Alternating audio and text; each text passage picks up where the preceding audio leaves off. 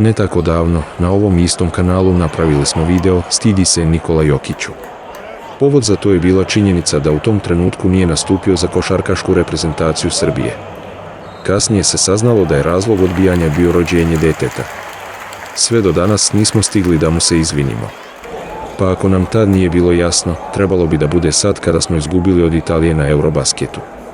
Možda bi tačnije bilo reći kada je Jokić izgubio od Italije, jer on je jedini igrao protiv njih. Niko od ostalih igrača, nažalost, nije hteo ni da pokuša da se bori. Od Micića, koji standardno vuče reprezentaciju unazad sporom igrom i nepreciznim šutevima, preko Gudurića, koji odavno nije košarkaš već trzač ramenom.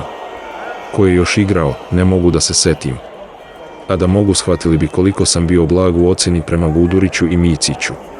Da zaključimo.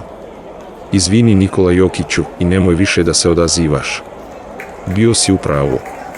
U situaciji kad 11 ljudi ne interesuje posao od kog žive i država u kojoj za njih živimo, ne treba ni ti 12 da gineš i rizikuješ zdravlje. Još jednu stvar, bio si u pravu. Konji su bolji nego ljudi. Naš kanal ti se izvinjava. Ako si čovjek, ne treba da primiš izvinjenje. Ni mi tebe nismo zaslužili.